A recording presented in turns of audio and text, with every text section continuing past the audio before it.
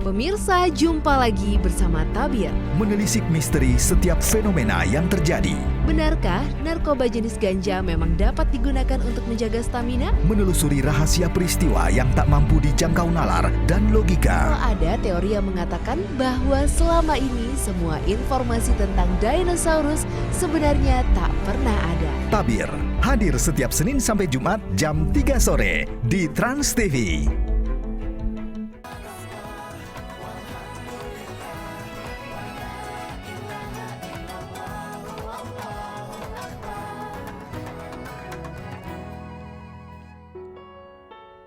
Allah menciptakan wanita begitu spesial dengan memiliki banyak keberkahan melalui pahala-pahala hingga berlipat ganda bagi wanita.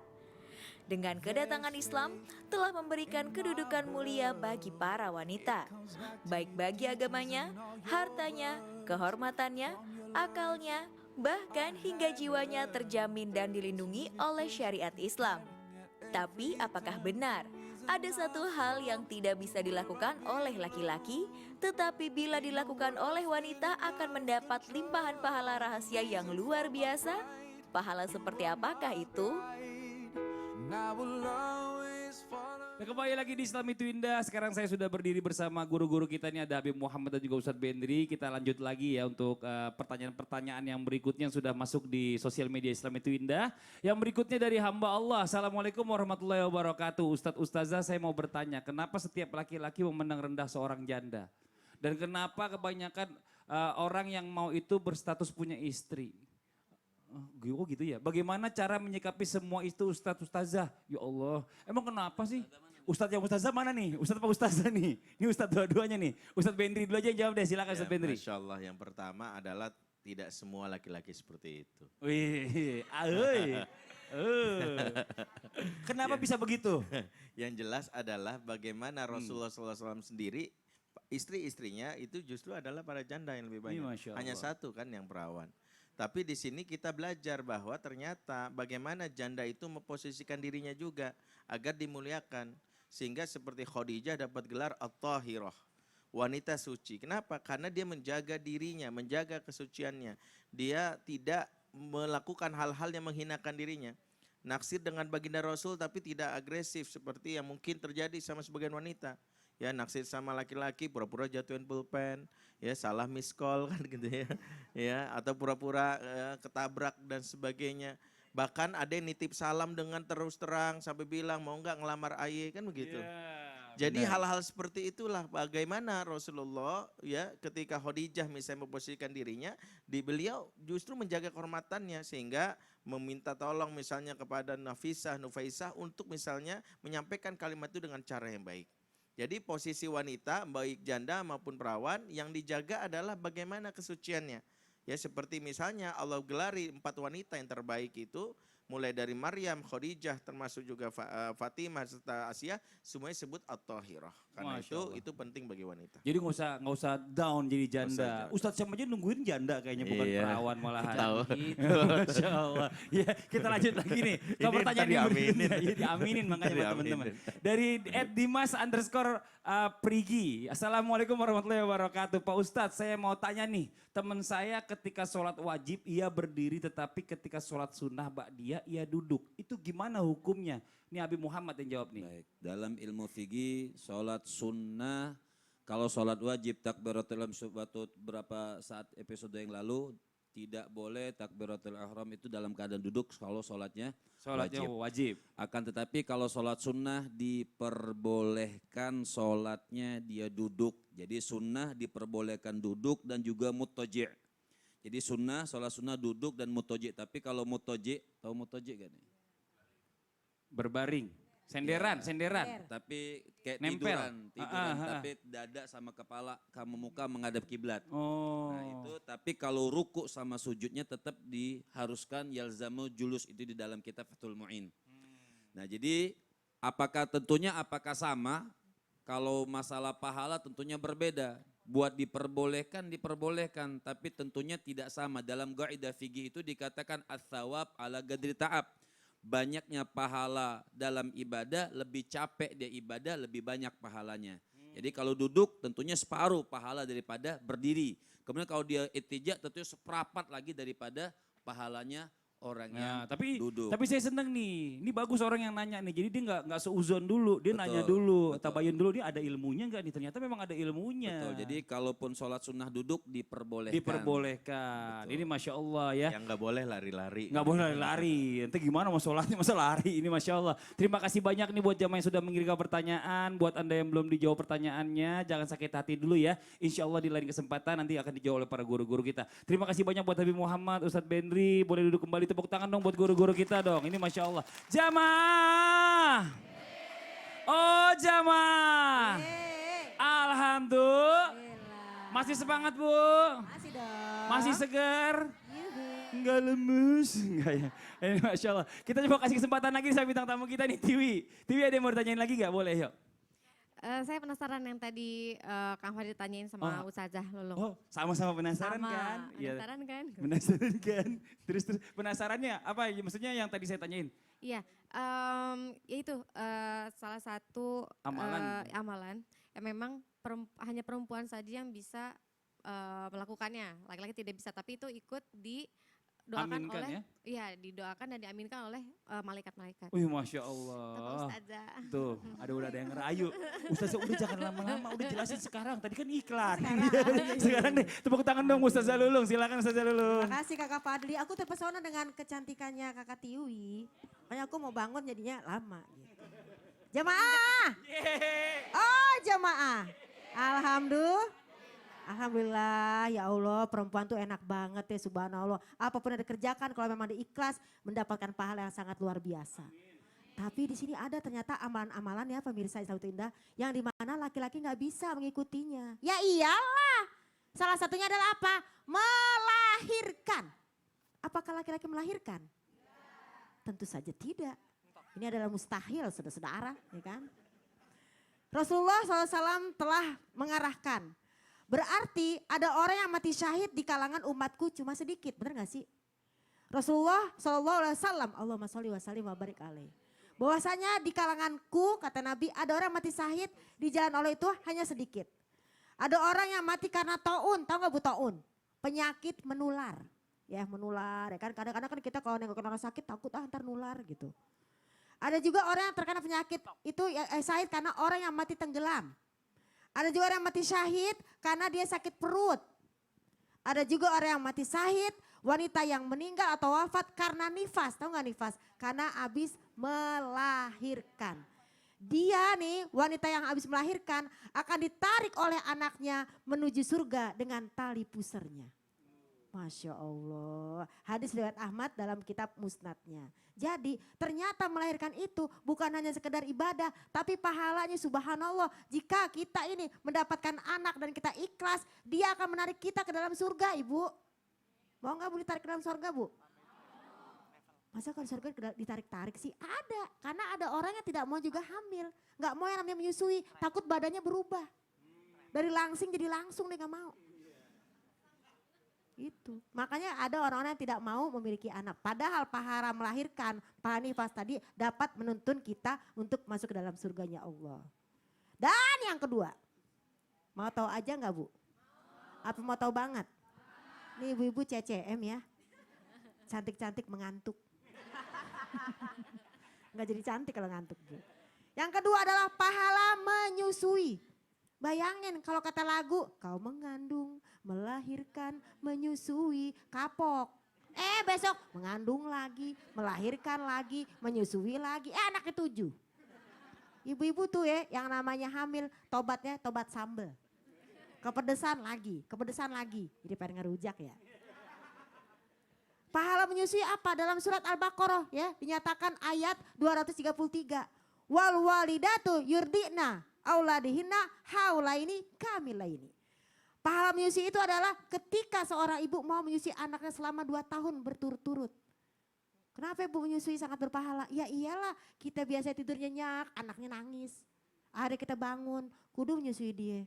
Kita biasa tidur nyenyak ya kan, atau bahkan sholat, enak kadang gangguin ya kan. Dulu waktu masih perawan ya kan, yang namanya sholat istilahnya kadang ganggu. Kepengen nikah, udah punya anak. Nih anak repotin, begitu katanya guru. Gak usah punya anak kayak gitu mah, ya gak sih Pak? Bapak girang amat. Jadi kedua adalah pahala menyusui. Apakah laki-laki bisa menyusui? Bapak nyusuin enggak? Pakai dot. Bapak menyusui katanya dia. Bapak ini Aduh, menyusui. Ini gimana ini ceritanya nih? Aduh. Oh maksudnya pakai dot. Pakai dot, Pakai jangan dot. sujon Ibu. Ibu gimana sih? Dan ternyata ketika dia menyusui dan dia juga melahirkan ada lagi yang ketiga. Pahala kita apa nih yang laki-laki gak bakalan dia akan pakai? Berhijab. Menggunakan jilbab berpahala loh. Masa ya Ustadz sampai ke jilbab? Tapi nanti pada saatnya akan berhijab semua. Oh, akan Pada berhijab saat semua. dikubur. Oh iya benar, kain kafan. Kafan. Ditenun oleh kita sendiri. Dan tentu saja sebagai ibu-ibu yang PKK, pengajian ke sono ke sini, ya. Pahala yang lain adalah ketika bunda-bunda solihani mengaji, kemudian mengajarkan kembali kepada anak-anaknya di keluarganya, itu juga berpahala. Jadi kalau ngaji jangan sendirian. Pulang ngaji ditanya sama lakinya, ngaji apa tadi Neng? Au. Lo kenapa au? Tidur bang. Jider ngajinya nyender. Ya capek deh kita. Apalagi yang paling depan jituk ngaji ngantuk. Tapi di sini kayaknya nggak ada nih sehat-sehat nih ya. Alhamdulillah. Ya, khairun nasi ya. Man ta'allama Al-Quran wa 'allamahu. Sebaik-baik manusia adalah orang yang mau belajar Al-Quran, pergi ngaji, PKK, ke sono ke sini, kemudian diajarin lagi pada anaknya. Itulah sebaik-baiknya manusia, terutama perempuan kan ngajinya seragamnya banyak. Kalau laki-laki pernah gak sih pakai seragam? Pernah gak sih kalau laki-laki itu tutorial pakai peci? Gak ada. Tapi kalau perempuan tutorial berjilbab kan gitu. Tapi kalau laki gak ada tutorial pakai peci, gak ada. Makanya kalau perempuan tuh ngaji subhanallah ya. Jangan ngaji sendirian. Kasih bagi-bagi ke anak-anaknya, anak didiknya, anak asuhnya. Semuanya insya Allah berpahala. Jadi mudah-mudahan sebagai wanita, hidup wanita. Aku adalah perempuan paling cantik di seluruh Nusantara. Oh salah ya, itu pemasakan. Baiklah pemirsa Islam Indah, jadi kita sebagai wanita udah jangan ngeluh lagi. Jangan ngeluh lagi, jangan ngiri sama laki-laki. Bahkan laki-laki malah ngiri sama kita. Tadi kan udah dibilang oleh guru-guru kita. Kita harus semangat menjadi ibu, semangat menjadi istri, semangat menjadi mertua, semangat menjadi orang tua. Oh Masya Allah. Tapi kan nih di Islam itu juga ngaji juga namanya Ngaji kan. dong, Tapi di sini bareng-bareng. alhamdulillah. Masa? Di sini jiger. Apa tuh? Ngajinya seger. Oh iya. Ini Masya Allah luar Jiger, biasa. benar. Nah tapi ini bicara masalah tentang tadi ya menyusui ya melahirkan. Ini Masya Allah luar biasa. Jadi kalau misalnya anak yang baru punya satu ya kan. Kalau Iya. bisa nambah lagi. Nambah Biar dapat lagi. pahala lagi. Iya. Tapi kalau udah nenek jangan. Jangan. Ternyata memang Rasulullah juga bersabda, nikahilah perempuan-perempuan al-waludu al-wadudu. Yang senang melahirkan, yang juga kasih sayang. Jadi Ustaz Sam nanti cari cewek yang kayak gitu ya. Yang senang melahirkan. Yang senang melahirkan. Gak apa-apa. Sekarang langsung. Taunya dari mana? Oh taunya dari mana? Tanya Ustaz Benri. Tepuk tangan sama Ustaz Zalulung. Bunda makasih banyak atas penjelasannya. Mudah-mudahan bermanfaat buat semua. Alhamdulillah. Gak apa-apa sekarang cari yang langsing. Belum bisa gemuk. Ntar habis melahirkan 4 juga langsung. Ya Masya Allah gak apa-apa. Sebentar nih kita lanjut lagi nih ya. Coba kita ngomong-ngomong sama Ustadz Syam nih. Ustadz Syam Moneji nih. Ya. Baik. Ustadz Syam. Ini bicara masalah tentang wanita nih. Katanya nih pahala yang berikutnya, rahasia wanita yang berikutnya adalah wanita itu di akhir nanti kaget. Oh, Masya Allah. Bahkan hingga nggak percaya ternyata kok dapet pahala yang nggak disangka-sangka. Oh Masya Allah. Ini pahala apa yang bisa didapat kayak gitu Ustaz Syam? Masya Mohon izin Allah. penjelasannya. Silakan. Tepuk tangan dong buat Ustaz Syam. Bismillahirrahmanirrahim. Suatu ketika Ibunda Aisyah radhiyallahu anha berkata bahwasanya ada seorang ibu membawa 2 orang anaknya datang ke rumahku. Lalu ibu ini meminta kepadaku yakni butuh makan. Aku hanya punya sebutir kurma, kata Ibunda Aisyah. Bayangin Bu, istri seorang nabi, istri seorang Masya Allah, Rasulullah SAW di rumahnya hanya ada sebutir kurma. Akhirnya kata Ibunda Aisyah, akhirnya saya berikan kepada ibu tersebut sebiji kurma, sebutir kurma. Apa yang dilakukan ibu itu? Ibu itu membelah 2 kurmanya lalu diberikan kepada 2 orang putrinya sedangkan ibunya tidak makan sama sekali. Lihat kasih sayang seorang ibunda. Tidak hanya itu, di hadis lain bahkan Imam Muslim dalam Sahih Muslim menceritakan tentang keafdalan atau keutamaan berbuat baik terhadap anak wanita. Berbuat baik terhadap anak wanita. Ada bab khusus tentang berbuat baik terhadap putri-putri. Masya Allah. Punya putri, angkat tangan yang punya putri. Masya Allah. Cantik Bu, kalau cantik kenalin. Masya. Asik. Jamaah. Kata Rasulullah SAW. Gimana? Yakni hadis ini menceritakan tentang Ibunda Aisyah didatangi lagi oleh seorang wanita yang kembali membawa 2 orang putrinya. Akhirnya wanita ini meminta kepada Siti Aisyah, wahai Ummul Mukminin, berikanlah kepadaku makanan karena kami belum makan. Akhirnya kata Aisyah, saya cuma punya 2 butir kurma. 3 butir kurma, akhirnya 3 butir kurma ini cukup untuk mereka bertiga, ibunya dan 2 orang putrinya. Diambillah oleh seorang ibu 1 butir, anaknya 1 butir, putrinya yang 1 lagi 1 butir. Akhirnya mau dimakan sama ibu tersebut, anaknya yang kedua bilang begini, Mama masih mau. Apa yang dilakukan seorang ibu? Dikeluarkan dari mulutnya, diberikan kepada putrinya. Lihat, kata Rasulullah SAW, kunna lahu sitram minan nar. Maka pahala mendidik anak perempuan, merawat dengan baik anak perempuan, akan menjadi penghalang seorang ibu nanti masuk ke dalam neraka.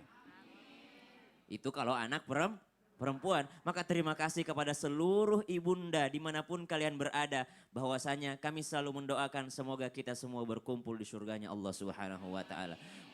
Ketika seorang ibu mendidik anaknya, ketika seorang ibu mengasihi anaknya. Bahkan Rasulullah SAW pernah menegur seorang ayah di dalam masjid. Kenapa menegur seorang ayah di dalam masjid? Karena ayah tersebut bertanya kepada Rasulullah, ya Rasulullah, engkau menciumi cucumu Hasan dan Husain? Saya punya 10 anak laki-laki, saya tidak pernah menciumi satupun dari mereka. Kata Rasulullah, man la yarham la yurham. Siapa yang tidak menyayangi, ditakutkan tidak akan disayangi. Sayangilah yang ada di muka bumi, maka engkau akan disayangi apa yang ada di langit. Maka kasih sayang tersebut mengantarkan seseorang ke dalam surga. Rasulullah SAW pernah juga berpesan, siapa yang punya 3 anak perempuan, lalu anak perempuan tersebut dirawatnya dengan baik, kemudian sampai hatta tabluga, sampai usia mereka balik, lalu dinikahkan dengan laki-laki yang baik agamanya, maka mereka akan bersamaku di dalam surga, kata Rasulullah SAW. Kalau 3 putri, kata sahabat, kalau cuma 2 ya Rasulullah. Kalau anaknya cuma 2 gimana? Kalau anak perempuannya cuma 2, kalau 2 pun kata Rasulullah sama, bersamaku di dalam surga. Lahul jannah, bagi mereka jannah, bagi mereka surga. Ada yang mau nanya lagi, kalau 1 gimana tapi nggak enak. Jadi akhirnya terbatas dengan 2 putri. Jadi yang punya 1 putri tambah 1 lagi. Masya Allah. Jamaah.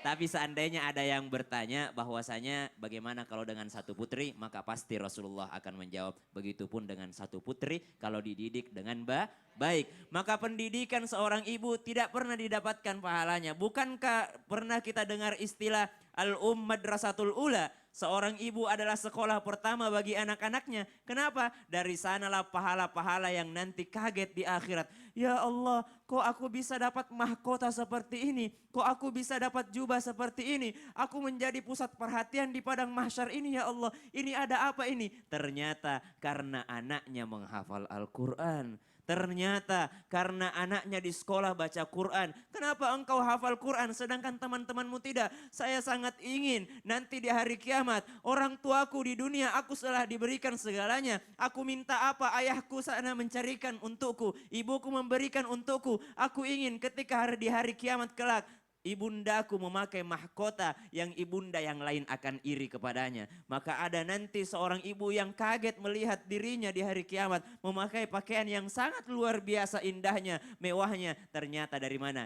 Dari hasil dia merawat anaknya dengan kasih sayang. Masya Allah, senang banget yang punya anak ya Bu ya. Alhamdulillah, makanya nikah biar cepat punya anak. Iya Masya Allah. Ya Allah. Makasih banyak Ustadz Syam atas penjelasannya, mudah-mudahan bermanfaat buat semua. Alhamdulillah. Jamaah. Masih mau lagi Bu? Ternyata seru banget ya Bu ya pembahasan ini, Masya Allah luar biasa. Saya mau kasih kesempatan lagi sama bintang tamu kita lagi deh buat tanya-tanya lagi deh Tiwi. Sebelum ntar pulang penasaran masih ada yang ganjel mau nanya, sekarang nanya lagi Daripada sekarang. gentayangan. Iya makanya sekarang nanya lagi apa yuk? Saya bertanya kepada Habib Oh Muhammad. boleh. 2 kali nanya sama Habib kayaknya. Gak apa-apa, gak boleh kan ya Habib ya? Boleh, Ini- senang banget nanya sama Habib. Tiwi apa kiwi? Kalau Tiwi kalau kiwil mah pelawak. Kiwil. Kiwi. Oh kiwi, kalau kiwi. Kalau buah. kiwi asem. Iya iya. Ayo Tiwi silakan. Habib, tadi kan berkali-kali dibahas bahwa wanita itu memang sebaiknya di dalam rumah. Tapi kan zaman sekarang ini ada istilah tulang rusuk menjadi tulang punggung. Ketika wanita yang memang terpaksa karena mungkin suatu keadaan untuk keluarganya terpaksa harus bekerja. Yang pasti di luar rumah ya. Di luar gitu. rumah ya.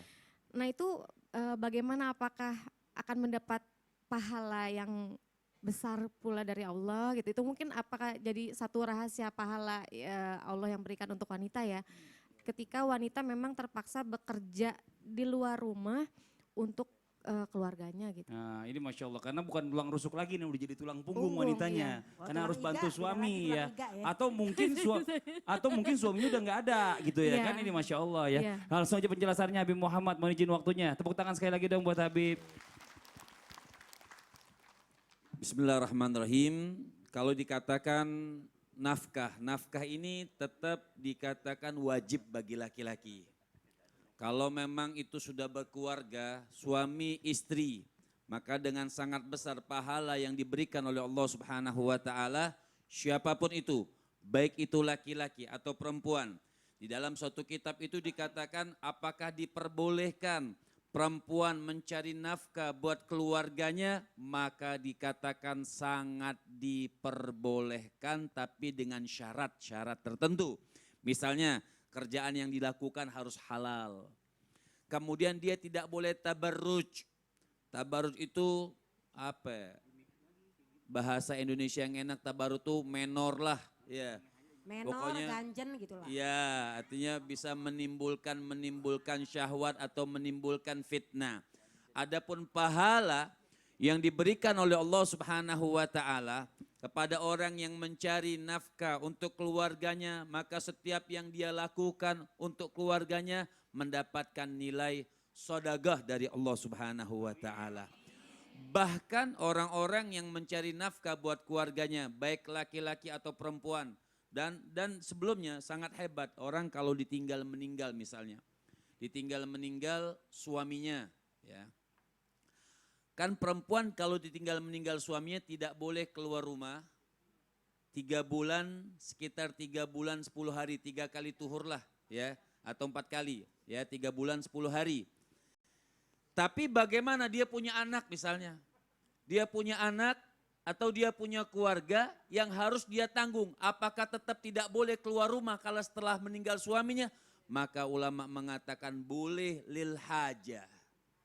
Boleh dia keluar rumah, kenapa? Untuk cari makan buat keluarganya. Untuk memberikan makanan kepada anak-anaknya. Jadi dia diperbolehkan tapi tentunya tidak tabarruj, terlalu menor atau bisa menimbulkan syahwat. Nah ini semua makanya dikatakan Islam itu indah, memang indah. Tidak ada yang mengatakan oh perempuan itu dikekang di dalam Islam, tidak. Tapi tetap ada tata cara dan tertibnya. Jadi kalau dikatakan apakah perempuan boleh mencari nafkah di luar atau misalnya suaminya ada, tidak mampu betul-betul mencari nafkah, bolehlah istrinya membantu untuk memberikan atau membantu untuk memberikan nafkah di dalam keluarganya. Hanya kalau kita kaitkan dalam ilmu fikih, perempuan kalau cari nafkah, hartanya punya siapa? Wah, enak bener emang. Perempuan. Pokoknya di Islam itu indah, perempuan menang banyak udah. Asik. Hartamu, hartaku. Hartamu, hartaku. Hartaku, hartaku. Yeay. Iya, bolehlah. Gak bisa ngomong lagi kita. Memang kalau harta kita ya sudah. Tas dulu saja. Jadi memang kalau perempuan kalau dia cari nafkah, dia harta memang murni buat itu perempuan. Memang punya dia, tapi apabila dia memberikan buat suaminya atau dia memberikan buat anaknya dengan ikhlas, keridhaan karena Allah Subhanahu wa taala, ingin membahagiakan keluarganya, mendapatkan pahala jihad dari Allah Subhanahu wa taala. Jadi mendapat Ibu-ibu giran gitu ya, tepuk tangan. Iya dia. betul. Luar biasa. Jadi mendapatkan pahala yang sangat bagus dari Allah Subhanahu wa taala, jalla jalaluhu wa taala. Tapi ada juga nih Apa tuh Bib? Kan dari tadi menang terus yang perempuan. Bah, kasih sedikit yang agak sedikit lah. Dalam di hadis Nabi, ayyumamra'atin mannat ala zaujiha haramallahu malaha fil jannah. Kata Nabi, perempuan baik nih sama suaminya, dia yang cari harta. Tapi manat itu ngungkit-ngungkit. Kan kamu tidak bisa makan dari saya. Ini mobil siapa nih? Ini mobil nama siapa? Misalnya.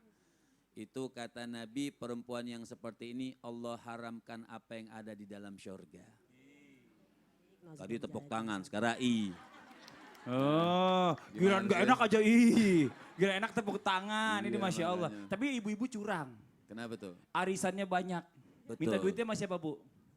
Mas suami. Giliran narik, suaminya nggak dibagi. Jadi suami itu main arisan bayar doang, nggak pernah Makanya. narik.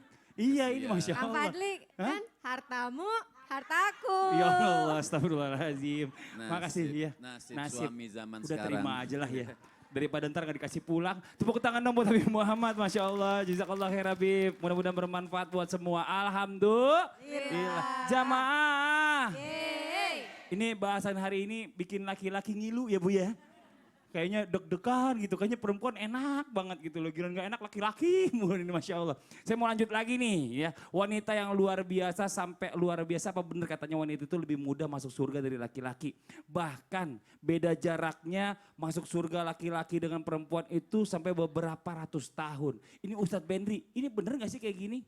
Nah ini nanti terkait dengan amalan-amalan wanita yang memang harus dipahami dulu wanita. Melakukan amalan ini insya Allah pasti akan mendapatkan ini. Nah masalahnya ntar kita jelasinnya nanti. Ya. Nanti ya, saya juga baru nanya Iya. doang, belum minta jawabannya Iya. sih. Iya Insya Allah, makasih banyak. Jawabannya setelah yang satu ini, yang di rumah jangan kemana-mana, siapkan catatannya, tetap di Islam itu indah. Jamaah!